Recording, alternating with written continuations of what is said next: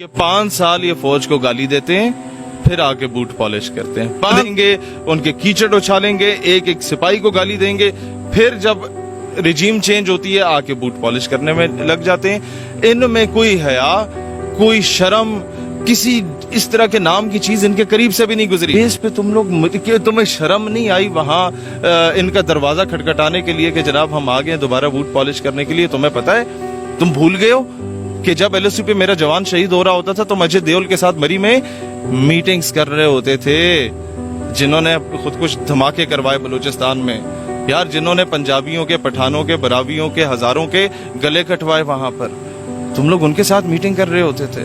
तो मोदी साहब हैं, उनकी माँ को आमों की पेटियां किसने भेजी थी?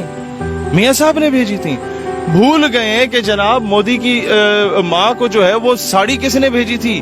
मियां साहब ने भेजी थी। भूल गए कि बगैर वीजे के मोदी किसकी बेटी की, किसके पोती की शादी में आया, न किसके नवासी की शादी में, मियां साहब की। और कब आया? जब कश्मीरियों के गले काटे जा रहे थे, जब LOC पे मेरे जवानों को शहीद किया जा रहा था। और यार इतनी गुलामी के तुम लोग कहते हो कि जनाब माजी की हुकूमत ने जो यूरोपीय यूनियन को ललकारा था, आज हम भुगत रहे हैं। भाई यूरोपीय यूनियन तुम्हारे बाप है? मैं नहीं चाहता दुश्मनियां करो उन मुल्कों के साथ। अमेरिका को, यूरोप को भाई बनाओ ना, बाप तो ना बनाओ। ये हाल हो चुका है, जब ऊपर भिखारी बैठे होते हैं ना तो पूरी कौम को भिखारी बना के रख देते हैं। मलेशिया तुम्हें 70-80 रुपए का, इंडोनेशिया तुम्हें तेल देने को तैयार है, तुम्हें, और अरब कंट्रीज में से कई ऐसी हैं जो आधे से भी आधे दामों पे तेल देने को तैयार हैं। सवाल ये पैदा होता है कि उनसे क्यों नहीं लेते? क्योंकि बाप नाराज होता है।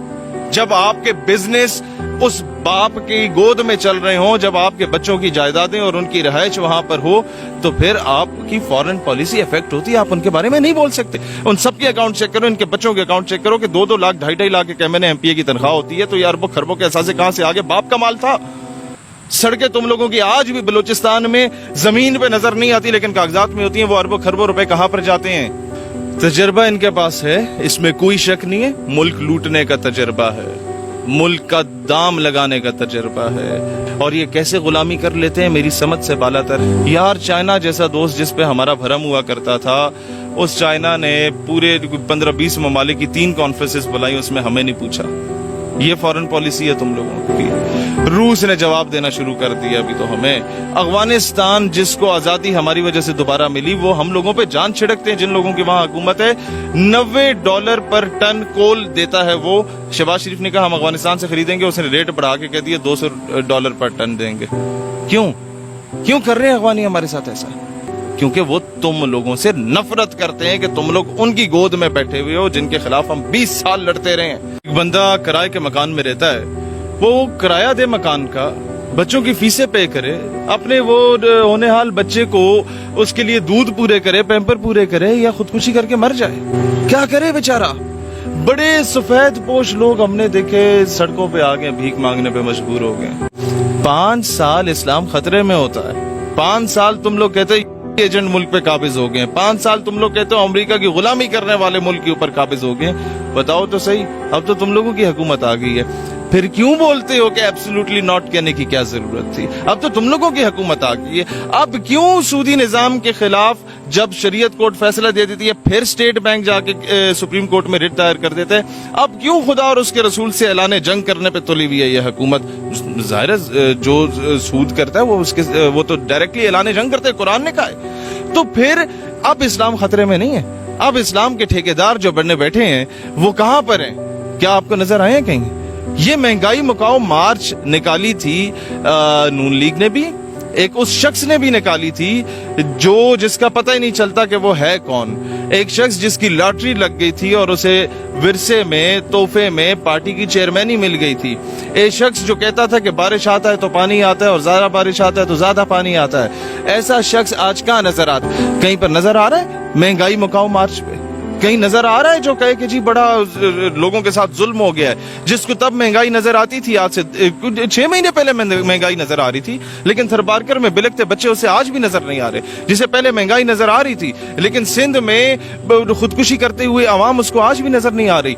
अब सवाल ये पैदा होता है ये लोग कहाँ मर गए हैं? 150 रुपए इन लोगों ने पेट्रोल डीजल के जो प्राइसेस हैं वो उन लोगों ने विदिन 2 वीक्स बढ़ा दिए हैं। लोग बेचारे पैदल सफर करने पे जून जुलाई के महीनों पे आ गए। साइकिलें लेना लोगों ने शुरू कर दी हैं, कबाड़ से उठाना शुरू कर दी हैं। ये इन्होंने आज तक ऐसा हॉस्पिटल नहीं दिया कि पाकिस्तान में अपना इलाज करवा सके, उसके लिए भी बाहर दफा होना पड़ता है इन्हें, और सारी तबीयत इनकी ठीक हो जाती है जब ये हुकूमत में आ जाते हैं। मीडियोकर होता था ना, मिडिल क्लास, वो भी बेचारा गुर्बत की लकीर से नीचे जा चुका है। बच्चे रोजाना बाप से सवाल पूछते हैं कि बाजी चौथा दिन है, वही सब्जी बन रही है एक ही किस्म की, उसी में पानी खोली जा रहे हो, क्या मामला है? बाप क्या जवाब दे उसे? यार क्यों कौम को बेच रहे हो? कौम कहती है यार चलो हम भूख प्यास से मर जाते हैं लेकिन गुलामी नहीं करेंगे। तुम लोग भूख प्यास से भी मार रहे हो, तुम लोग गुलामी भी कर रहे हो, तो समझ से बाला तरह लोगों का मोराल डाउन हो चुका है। लोग कह रहे हैं कि अगले 20 साल तक शायद कोई इस गुलामी से निजात नहीं दिलवा सकेगा। जो बंदा बात करने के लिए उठता है, किसी को आफिया सिद्दीकी की तरह उठा के ले जाते हैं, किसी को अहमद कांसी की तरह उठा के ले जाते हैं, बोलेगा कौन? डॉक्टर इसार अहमद के सामने तो ये फ्रॉड करते थे, जाके उनके गोडों पे हाथ रख के कहते थे हम आएंगे तो सूद का निजाम तहस नहस कर देंगे और इस्लामी शरीयत ले आएंगे, ये कर देंगे वो कर देंगे। बाद में उसकी कॉल तक अटेंड नहीं करते थे ये लोग। डॉक्टर आफिया की माँ के साथ बैठ के रोया करता था नवाज शरीफ के, मैं लेके आऊंगा। दूसरी बार हुकूमत में, तीसरी बार हुकूमत में आ गए, किधर है? नाम लेने वाले ही कोई नहीं है।